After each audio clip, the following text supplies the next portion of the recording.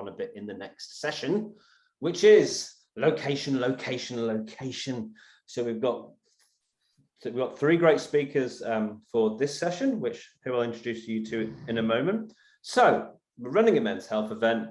You've got your goals, but where are you going to hold it? And already we've seen from John and Des, it's thinking about things like where can we go where men already are, like school communities, both John and Des going into schools, going into workplaces, Des talked about, holding those Wednesday monthly events in a local bar. You definitely find blokes in the bar, won't you?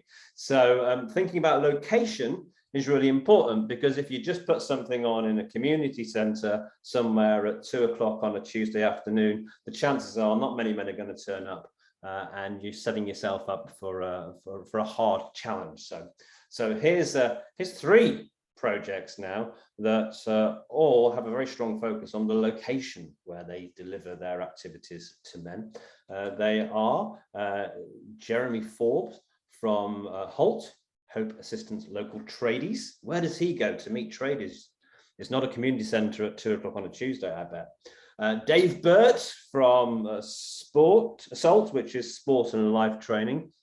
Sport and life training. Where do you think Dave goes to deliver events to men? Well, you'll find out in a few minutes, but first, Mary O'Brien from Are You Bogged Mate, whose focus is on improving the mental health of rural men. So where does Mary go to deliver her events to rural men? Mary, good morning. Good morning. Thank you very much for having me. You're very welcome. Great to see you. You've got up to 10 minutes to tell us all about what you're up to and how you engage with men.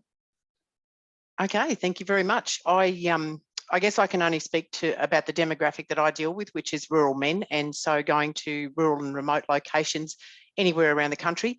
And I probably don't get a lot of say in the venues or the locations, but I certainly get to see a huge variety from massive conference centres through to footy clubs, farm sheds, and camp draft grounds and things like that. So I certainly get to see diverse locations, and they certainly come with some challenges.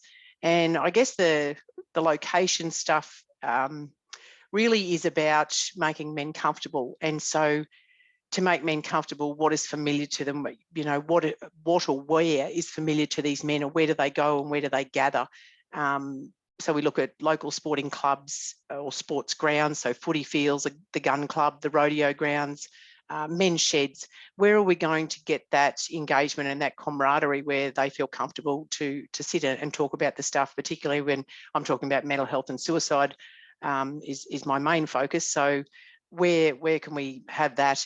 Is it a workplace? Is it one of the large organisations in the area that employs a lot of men and they feel comfortable there with their workmates? Often an outdoor setting or a fire pit setting can work quite well, but for certainly my pick, sheds win every time. So whether it's a workplace shed or a farm shed is absolutely ideal for the stuff that I do. Sheds are definitely the winner. I find with sheds we get that peer engagement. They'll come to support their mate who's hosting the event. He's gone to the trouble to clean up his shed. Bloody glad it wasn't me. Didn't have to clean up my shed, so we better go and support whoever's holding the event. The other thing I utilise with what I do is that these blokes tend to be sticky beaks, so they bloody love going to somebody else's farm to see what they're doing. So they'll all come along to that sort of thing, and you get a lot more of that peer-to-peer learning, not just with the mental health stuff, but with what they actually do in their job as well. So I guess some of the considerations for venues in relation to the location would be, I find a big one is a privacy factor. So if you are choosing a local club or a public sort of setting, we don't want traffic. We don't want passers-by wandering through or random people, because this needs to be a safe place for them to share and to engage. So private, but still safe, I guess, and yeah, no traffic.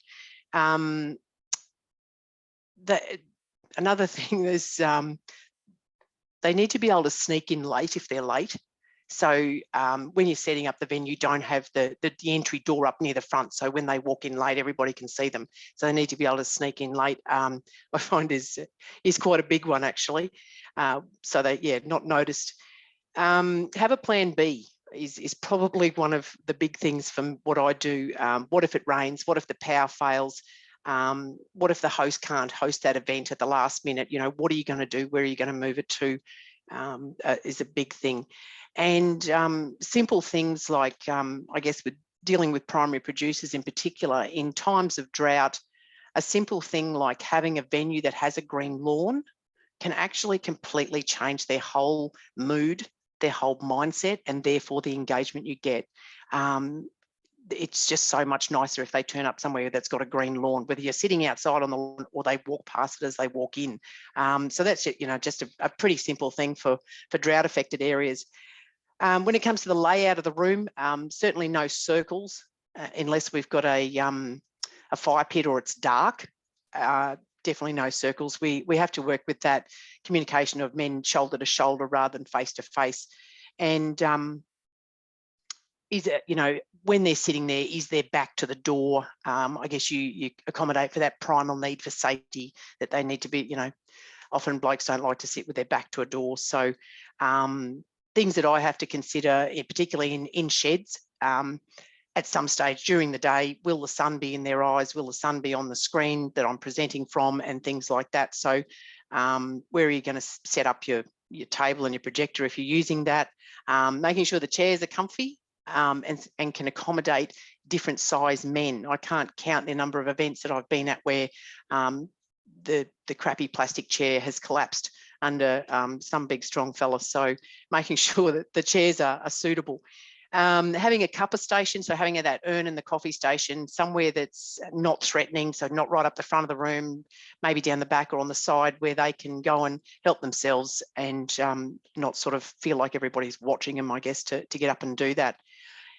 When it comes to the format, and again, this probably depends on the time of day the event is, but I always find with particularly the discussions that I'm having, it's better if I speak first and then they have the cuppa or the meal after. You get much more peer-to-peer engagement and that learning and sharing if they are having the barbecue after I speak. And even though they're not necessarily giving me the feedback about the talk, a lot do, but they're talking to each other about it and they're opening up and they're sharing. So talk first, eat later, depending on time of day. If it's a breakfast thing, you've got to feed them first because their brains don't kick in till you feed them. So you've got to feed them first for breakfast. So I think probably one of the most important things, or certainly the biggest standout thing for me in relation to the format or particularly targeting men for events, is to exclude women and definitely exclude children. And I know that might sound harsh, but it seriously works so well. Men go into protector and provider mode when you put women and particularly children in the room. And so I speak to a lot of mixed events. I also speak to just men and I speak to just women. So I have a presentation for women that helps them learn a bit more about men and how men communicate. And I get much better engagement from the women and from the men when I split them. And it is so distinct and so clear the difference that it is totally worth it. And I guess I encourage people that if you are advertising a men's event, and I've had a lot of people do this, they organise an event, advertise it as a men's only event, and then the women start ringing up going, oh, I want to come to that. And then they cave in and let them. And so my advice is hold firm on that, organise another event for the ladies, because I find it, the women just want to be in control and want to have, oh, we've got to bring the food. Oh, we've got to put the food out. No, they'll be fine. They will not starve to death, I promise you. Or I need to MC it. No, you don't. Just leave them to it. And if I have a ladies event, which I do quite a few of just a ladies thing, the men never ring up and ask if they can go to the ladies event, but the women always ring up and ask if they can go to the men's event. And I find that astounding. So hold firm.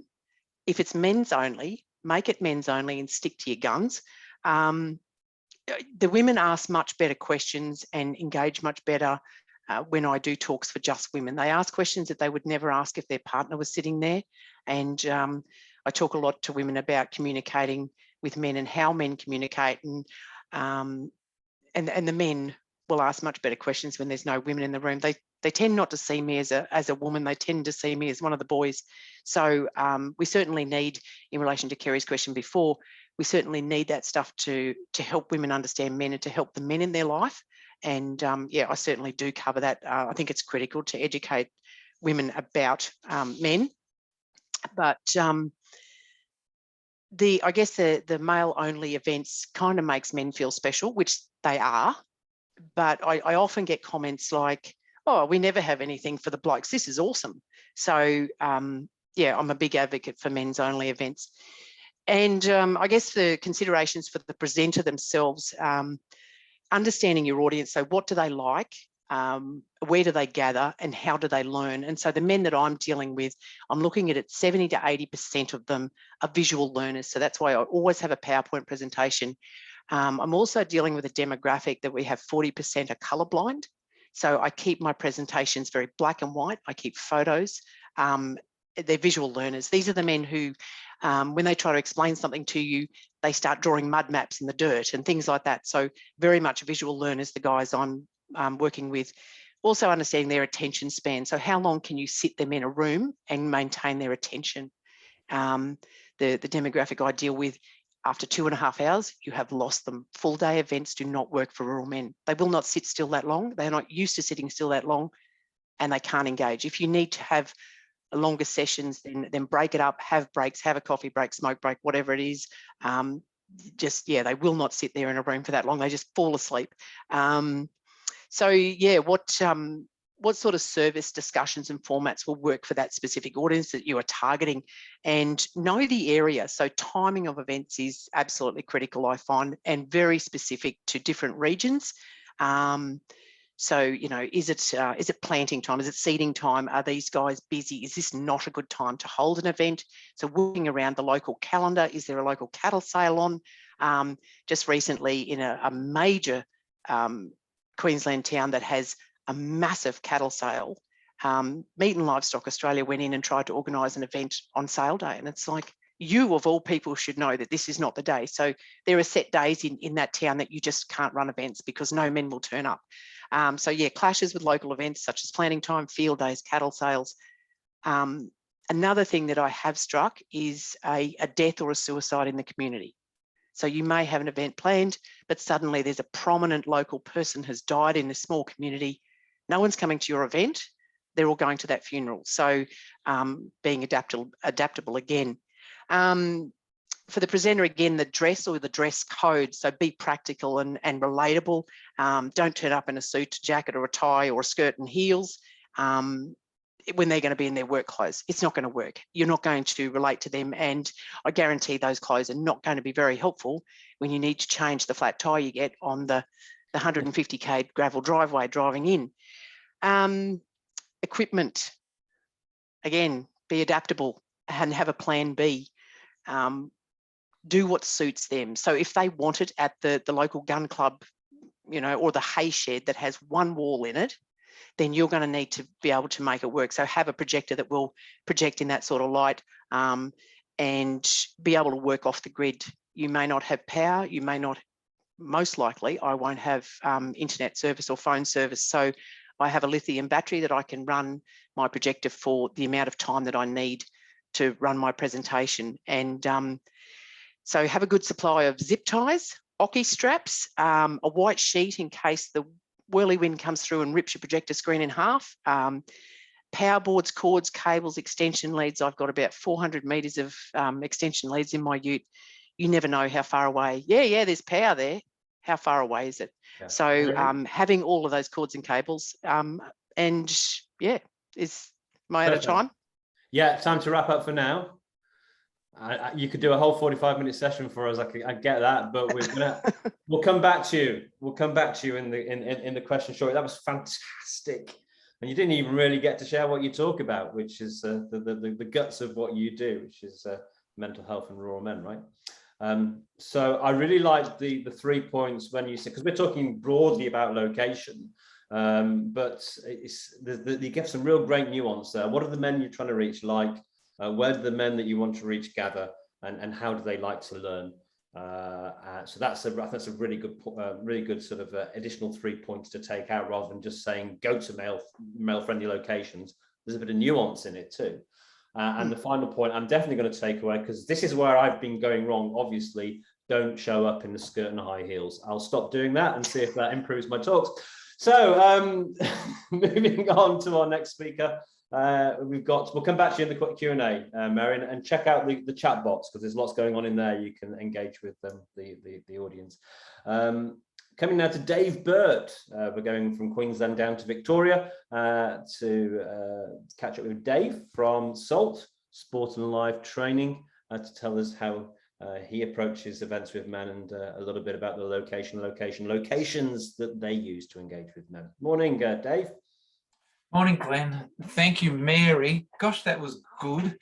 I was at the Yakandanda Cricket Club recently. So we present in sporting clubs around wellbeing and mental health and respect and equality and leadership and healthy masculinity and positive sports parenting and positive coaching and empowerment for women and a whole range of things. But, probably the major sport that we're in is footy netball, but footy netball cricket, although we've worked in 17 different sports. But I was at the Yakandanda Cricket Club, and I set my projector up with the sun that came down at the wrong time and blocked the view. There was a brown dog running around everybody's legs. There was a brass band in the room next door that had nowhere else to warm up and play. And there was a guy at the back of the room who I think considered himself a burping champion, and every now and then let one rip. And I just thought, well, sometimes location's not everything that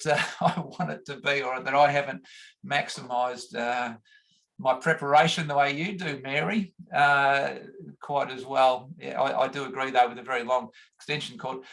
So we started SALT, and I've only got 10 minutes, but back in 2013 and 14, I worked with 7 footy clubs after each one had lost someone to suicide. And in every club I went to, I heard the same message, and that was we never saw it coming. So we started SALT as a not-for-profit to start having those proactive conversations. We learned in the clubs that we were in that there was this potential after a suicide or any kind of tragedy within the community for men to open up, become very vulnerable, caring, and a different version of themselves to what they probably normally were. But the very fact that they said we never saw it coming identified that there were these blind spots, despite the fact that research suggested that within sporting clubs we're 3 times more connected. There were still these blind spots. So we've been going into sporting clubs for the past 7 years, and I'm going to share my screen if I can, because one of the things we do a lot of, and I think is really important when we go into these clubs, is to tell stories. And you said it yourself, Mary, that a picture tells 1,000 stories or 100 stories or whatever the saying is. And so I'll just share and hopefully then bring that up so that you can see it in the right format. But can you, because I'm having a bit of problem, and I've frozen. Oh dear. Okay. Sorry to everybody. Oh, we can't see your screen, Dave, but we can still see you. Is that right? Oh, goodness. Oh, now, has it come good? Yep. It just came good on mine. Can you see me standing there with whoever that is? I think his name is Mick. And so we go in, and you can see he's just come off the training track, and he's certainly in his natural attire. And I'm a bit overdressed, Mary. This was the early days, and I've got my slacks on there. But if I change to the next screen, and oh, gosh, it's not changing for me. So let me try doing it that way. Hang on. No, oh, okay, that's come up. So there's Scotty out there, and I think his name was Shane, and that was at Blighty Footy Club. We've been doing a lot of work on behalf of Mawson's Concrete and Quarries. They've supported us to go to 50 country clubs in northern and central Victoria, and so there's Shane. You can see his tattoos, and one of his tattoos. I'm having problems changing slides. Here we go. Hopefully, you can see that's the black dog, and so it says rest in peace brothers, and so he's got this very strong motivation to look after his mates because he's lost so many to suicide, that he has that black dog in the sights of his gun, that every day he fights this battle himself. He fights this battle for his mate. So these are the kind of guys that we're dealing with in their comfortable spaces. We work with younger guys as well. And we work with older guys. I'm going to tell you 2 stories. This picture that you can hopefully see here is out at the Frankston Tiger Sharks vets. So they're 35 to kind of 55-year-olds. And I went there to do a session around wellbeing and mental health. And before I began, one of the guys said, "How long is this going to go for?" And I said, "It's going to go for about 75 minutes. He said, "Do we have to go that long without a beer?" And I said, "Can you go that long without a beer?" And he looked at me deadpan. He said, "No." I said, "Okay, well, can you give me the signal as to when you need a beer break?" And about 10 minutes into the presentation, he stood up and I said, "Is that the signal?" And he said, "Yes." And I said, "Does anybody else need a beer?" And you can tell by the picture there that they all needed a beer. And so it took about 10 minutes for them to go to the bar and to come back and to resettle. And that happened a couple of times during the night. And the night went not 75 minutes, but about 2 hours or more, because there was tremendous banter. There was lots of good-natured kind of put down. There was a lot of joking, but there was some fantastic stories told too. And we heard stories of, one man who lost his son to suicide and another one who lost his brother to a drug addiction. And they were very, very open and sharing, but it was within that context. And you can see location makes a big difference there. You can see the pizza boxes up the back, I think, if you look. Sometimes the locations that we go into are not particularly conducive. There's nothing less inviting than the away change rooms of a football club when you go in there, and this actually is not the worst scenario. I was in the Darley Football Club with the under-17 boys who looked a little bit like this. Hold on a second, Dave. We can't see your slides at the moment. We're still looking at slide number 2. Oh, good. I reckon what's happened is you've gone ahead and played the slideshow and then you're sharing the PowerPoint. Right. Well, I'll stop sharing perhaps. And, yep. And I'll go without the slides. I was having trouble getting them to work. But anyway, if you haven't been able to see the photos, you can imagine the away change rooms. I go to the Darley under-17 boys to do a drug and alcohol session, and there's 4 concrete walls with bench seats around the outside and a urinal.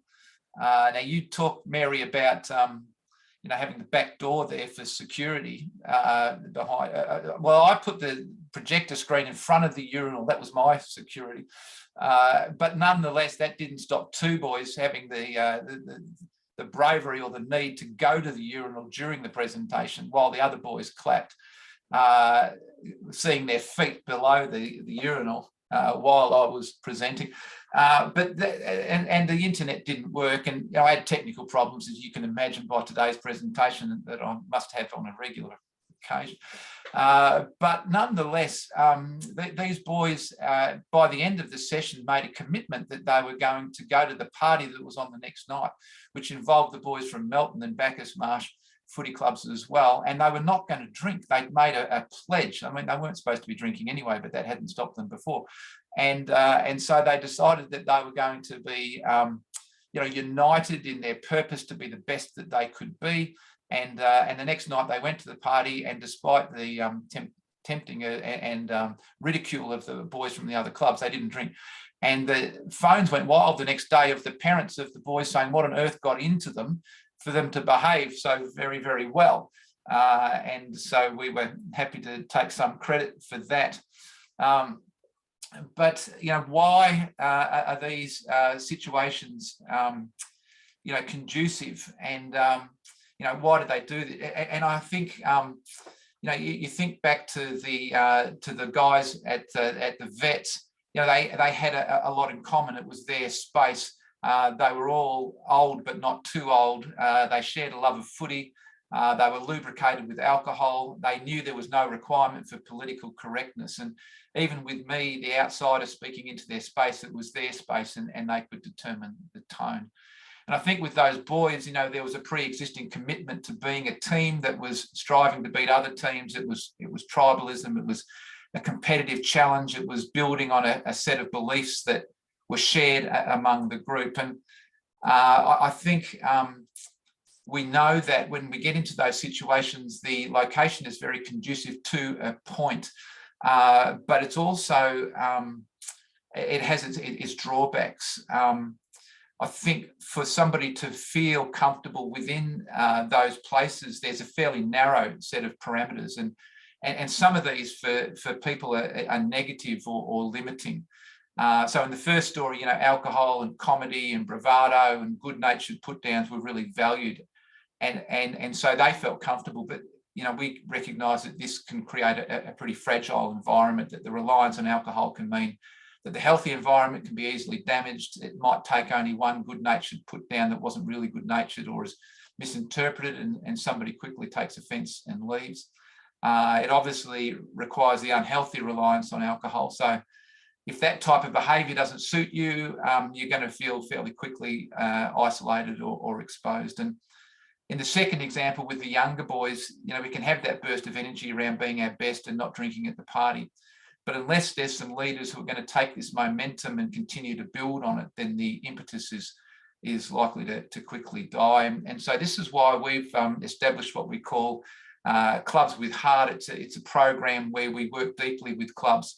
Over 6 months, we run 8 sessions of 90 minutes each to try and get them to take the qualities that emerge within a sporting club, the courage, the sacrifice, the commitment, the good communication under pressure, et cetera, and apply that more widely, and to create a space that is less narrow in the appeal that it has to the wider community who are around them. And so we talk about the structures, the behaviours, the barriers, the blind spots. I started SALT because of blind spots.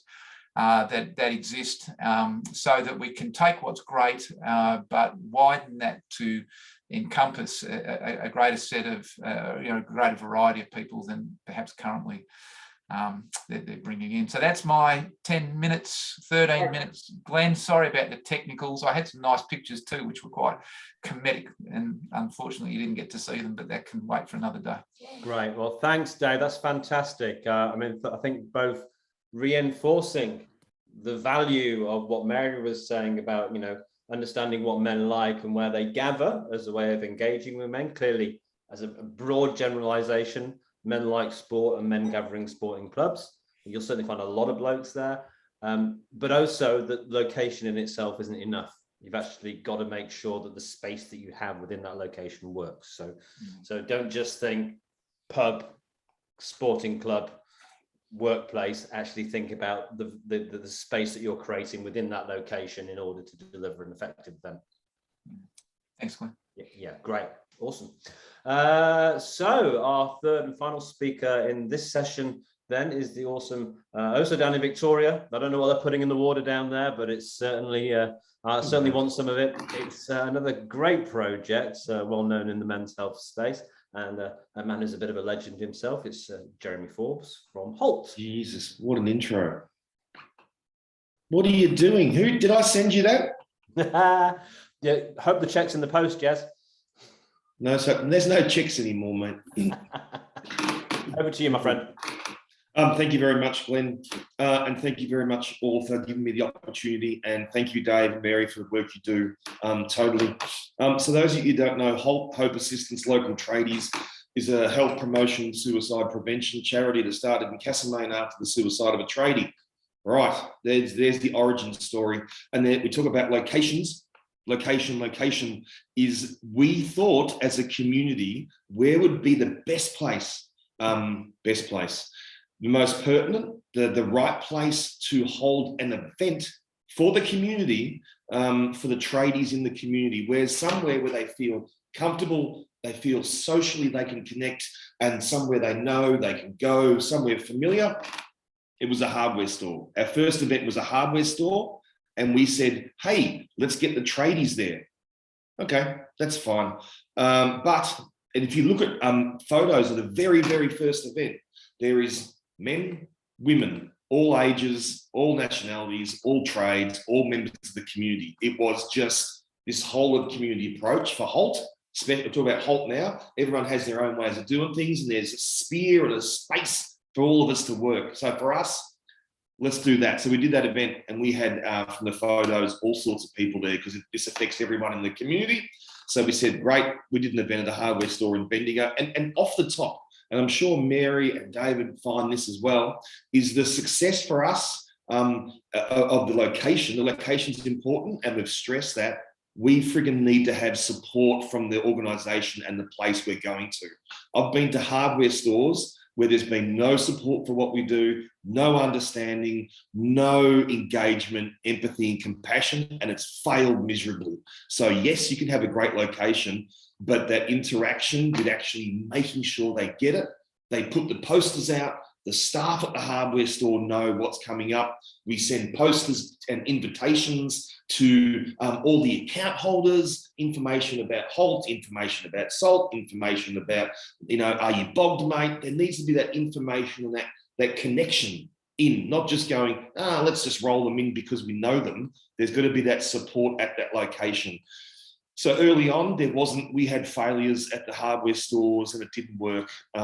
So we've had to rejig that. We still go to hardware stores and do events. If we can't get all the tradies there for an hour, we'll just hang there for a couple of hours and talk to all the different trades coming in. So we might set up at, say, Provins might attend in Clifton Hill for a couple of hours from 6 till 8 in the morning, hand out egg and bacon rolls and coffees, and hand out little toolkits about Holt, with the hope that someday they might want to get us out to their job site to do stuff. So that engagement's important. And the recent Victorian State Government Royal Commission into mental health said two things. A lot of things, but for us, the power of the lived experience on location and in workplaces. So for us, it's like Glenn alluded to earlier. If I'm going to get, say, to tradies, hey, 10 o'clock, jump off the tools and come to a, Sunshine, Melton and Dandenong community space, they're not going to turn up, mate. So it's actually going to them. So Holt goes to hardware stores where the tradies are. We go to small sites, small houses. So if there's one townhouse with 5 guys, 2 dogs and a cat, we'll go there and talk, because every workplace, every space deserves the respect to listen to the mental health sector. I don't care how big your workplace is. If there's 5 guys, 10, 15, 150, everyone needs to hear it and have that butterfly effect. So we work with volume builders in Victoria, and there might be 5 houses in a row they're working on. We'll bring all 5 of those houses together in one to do one talk, whether that's at 7 in the morning, 8 at night, midday. Location's great, but you've got to be adaptable and flexible with your hours and what time you get there. A lot of our stuff in the building and construction industry is 7 o'clock in the morning. And we've always done that, and we always will. We also work in industrial estates. Without asking everyone out there, how many mental health places go to talk to industrial estates? Anyone have a guess? I'm going to do that number. Yeah, exactly. And we're talking potentially tens of thousands, hundreds of thousands of workers around Australia not hearing this message. So to pay that respect, we go on site and we literally park the Holt Ute on the corner of the industrial estate, and we walk around with our little stickers and we walk around with our stuff and we say, hey, we're here to talk about mental health. Responses? F off. What are you doing? How much does it cost? What do we have to do? Now, Holt's a federally funded health promotions charity. In the industrial estates in southeast Melbourne and northwest Melbourne, there's no cost, and we're there for years, and we can come back. And so some say no, some say, can you talk to our staff now? So there's going to those locations. We go to, like I said, big building sites, small building sites, and those industrial estates, you don't just walk around there and then walk away and go, we're not coming back. You go back, you show engagement, you show honesty, authenticity. And we go there. Council depot workers, once again, get the barbie at 6 in the morning, 5:30 in the morning, 7 o'clock in the morning at the council depots. You go to where they are, and the mornings are great because it's that place where they, it's 7 in the morning. It gives them the rest of the day to have conversations and talk about what's there, what support there is. The Holt Talk. Those of you that haven't seen a Holt Talk, we talk about the origins of Holt. We talk about risk factors. We talk about support services. We talk about being a good listener, having a tough conversation, and the use of the word suicide. It could go for 10 to 20 minutes, 25 minutes. and it's very interactive. So it's one thing to go to a location and talk, but I want my talks, and I know Mary's talks are very interactive, is we want them to, as a group, identify themselves, what are some of those shitty things in life? What are some of the support services, if they know any? So it's actually sharing ideas, sharing information, sharing support, sharing those risks. And now we're all knowing what's going on for our mates. And instead of that, you'll be right, she'll be right, which is what I did for 20 years in the building and construction industry, we're actually changing the dynamics and tweaking that culture. The idea of a tough, strong, sweaty tradie, I'm pretty cool with that. But those tough, strong, sweaty tradies, mate, they can have a bit more understanding of the mental health sector. And when you say to them, who's ever said, you'll be right, she'll be right? We've all put our hands up and said, we've said that. Has it ever helped? No. I've talked to tens of thousands, 80, 100,000 people and tradies across the globe through my TED talk. And when we say any support, anything, there's nothing. So just tweaking that understanding and that conversation and those expectations, and maybe saying, hey, I love you, I'm worried, I'm concerned, and having those ideas and listening and hearing it and having a tough conversation and just putting it in the right context, feeling comfortable to use the word suicide in the right place and space in the context of a conversation is powerful. So we also go to TAFEs. I spoke to 150 apprentices yesterday, and that was great. So, we go to apprentices. They're the future of the building and construction industry. So they're the places we go to, Glenn. We're evidence evaluated by Swinburne. We know what's going on, and just finding that location. And once you've got a good one, mate, stick to it. And keep going back to those locations. Don't just go once, go back and reinforce the message. Come back, Glenn. Where'd you go? Yeah, I'm here. Yeah, is that my 10 minutes? Pretty much. I'm just going to ask a couple of questions before we open it out more widely.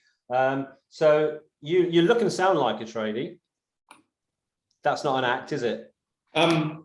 No, I'm a painter and decorator, the best trade. House painter, mate, the best trade. I usually get a few laughs there. Yep, there's a few laughs. Not the highest paid, mate, but so yeah, that lived experience, like I talked about, and actually talking in the language of the tradies so they know.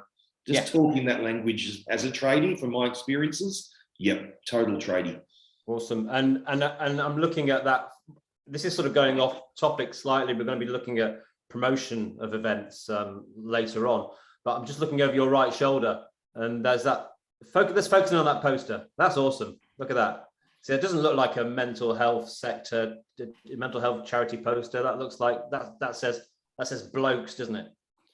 Yeah, we've also got that little toolkit. You don't need to go through this shit alone, which has links through our QR code and goes on the back of toilet doors. So it's, and there's little bits and pieces of resources that men can fold up and keep in their pockets for later. So resources that speak to them in their language too, Glenn. Yeah, absolutely. One of Mary's three key points. What do men like? Well, there's a free brekkie over your shoulder there. And, that's going to hit a lot of blokes, isn't it? If you offer a free brekkie in the first instance. So You'd be surprised how competitive a good barbecue cooker, brekkie preparer, egg and bacon roll, they're very protective, some of the men on site, about who cooks the barbie and who cooks the egg and bacon rolls. Yeah. So I love that. That's really good. Yeah, and food is another. We've had pizza coming up quite a lot, particularly when working with young men and dads as well. So food is a key thing that's coming up, folks. Make sure you feed the fellas. I'm gonna, if you're there and happy to pop in, Jessica Doyle. I noticed you've got your camera on, and you did ask a fantastic question at the end of the first session, which we weren't able to pick up. And I'd really love to hear from you, and maybe see if you can get some tips off these guys. Let us know who you are, where you're from, what it is you're up to, and whether these guys can give you some useful pointers. Thank you very much, Glenn.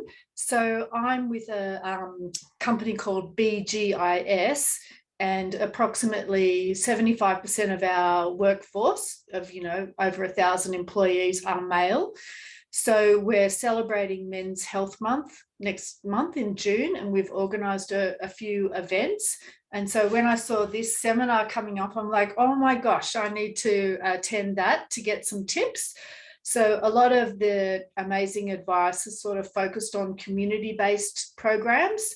but if anyone has any advice, which I've written down everything so far, but any advice for doing such an event in a workplace, that would be lovely to hear. Great. So we'll come back to all the speakers one at a time and see what they've got to offer you. And Thank you. so jump in. So Mary. Yes, I guess one of the things that I deal with, particularly with the men I'm working with, is personal space. And we see a lot of people come from the city out to the country, and their personal space is different. I'm dealing with blokes whose personal space could be 6 or 8 feet. It's quite comfortable for them to stand that far apart and have that conversation. So yeah, being aware of personal space is a big thing. And Jeremy mentioned it, something that is absolutely critical: pocket-sized handout stuff. So anything that you give them, it's got to fit in the pocket.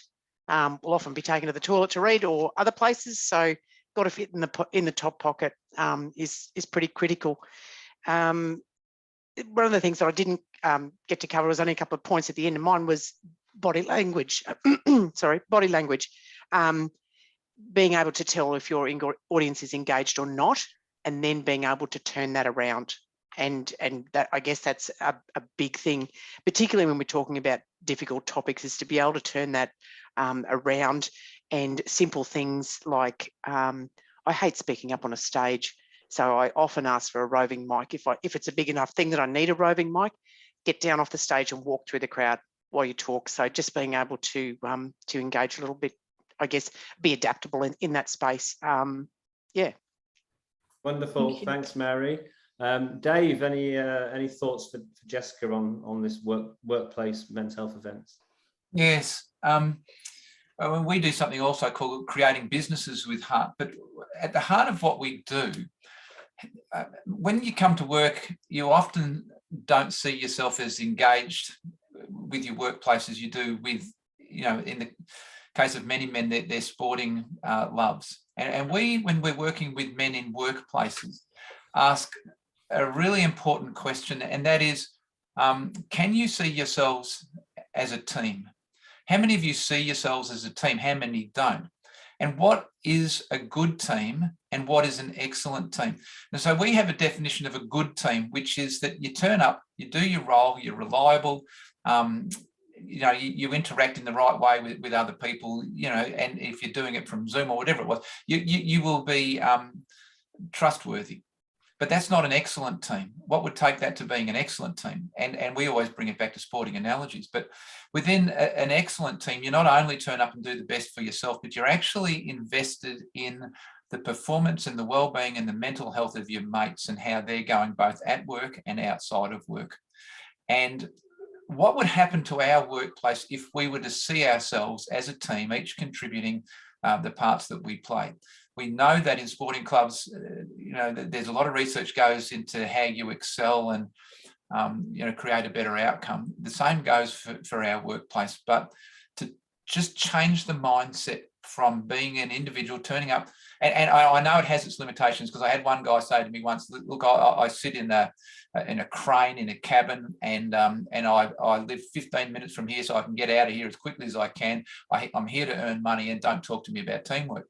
But for the most part, people do need that sense of being connected. And I think that talking about things in the nature of teams and using the analogies of sport is really effective. Fabulous. Thanks, Dave. And last but not least, back to you, Jez. Jessica, can I just quickly ask, what sort of workplaces are we talking about, mate? Like sites, factories, warehouses? Sorry. Oh, hang on, I can't hear. Mainly trade-based, Yeah. often working on client sites. So there's many of them that would be on their own for a big part of the day. There's a smaller category on remote sites, so fly in, fly out. Does that help, Jeremy? Yeah. I'm just trying to think of when would be the best place to get them all together, sort of for an event, or you've got to be flexible. And I think sometimes you have to go to them if they're remote. And that ability to try and get them all together and be flexible, or get small groups together, or, you know, I'm imagining it'd be difficult to get 1,000 people from BGIS together in one hit. Oh yeah, they're So, spread yeah. out over Australia and New Zealand. Yeah, Yeah, but so we that- are there's- doing main centres. Yeah. There is that online component. I know that it's not the best for us. It's face-to-face is good. So we appreciate the face-to-face stuff, and we can do that where we can. But if there's one person in the middle of nowhere and you have to do the online stuff, that's always a possibility, and you can still get that emotion there. But it's actually been working with BGIS, whoever it is, just trying to work out locations, best way to get everyone together, what times of the day, food, you know, that sort of stuff. I think, mate, it's a tricky one, but we all like a challenge in this space, Jessica. So Thank you. yes. Thanks. Yeah. Thanks, Glenn. No, you're very welcome. And yeah, from my experience as well, the more you can, the more you can integrate it into the sort of general work pattern, the better. That's why toolbox talks have been, you know, such a handy, useful tool for people that know that sort of 10 minutes when people are downing tools for a smoko, or you know, a breakfast 15 minutes before you start, or whatever, can often be more effective at engaging people than trying to pull them all out of work for an hour. It's like I've done like a whole day at a Shell site here in central Queensland where no one came to me. I spent the whole day going to them. So I did I think I probably did about 50 10-minute talks or something like that, you know, in a day. Maybe not that many, 20 or 30 10-minute talks in a day. So I never spoke to more than 10 guys, but by the end of the day, I'd spoken to 150, 200. What were your key messages that you could get across in 10 minutes? Yeah, that one was a little 10-minute talk around looking out for your mates, and like a lot of us do here in the mental health space. Big focus on how to look out for your mates in terms of suicide prevention and mental health. So, and that's that what you can do for others. But in the process of focusing on what you can do for others, you get some learning for yourself. And then, and then in some of those, actually, that broke out into a conversation that lasted 30 minutes. In others, it was 5 minutes in and out, give the key facts, crack on with the work. So there was flexibility there. There was no schedule. You know, there wasn't like at 1 o'clock you'll be here, at 2 o'clock you'll be there. I was taken around the site all day long with one contact to just make sure we got everyone. And he was great because he took me out to the furthest corner of the site, to a porter cabin in this dark, dingy space where the subcontractors were. And he said, you know, these guys always get left out, you know, everything always happens in the main building over there. So I'm going to make sure that you go and he got the timing just right for them, because he knew if we didn't, those guys would miss out. So it helps to have that kind of insider knowledge of when's a good time or what's a good space to get different groups of men. Yeah. Okay, look, we've gone over time there. Dave, Mary, and Jez, 3 fantastic projects, and so much wisdom and knowledge that you've shared there. I don't know how we managed to condense it all down into 45 minutes. Wow, we've covered a lot of material in the first 90 minutes. We're going to take a break for 10 minutes now.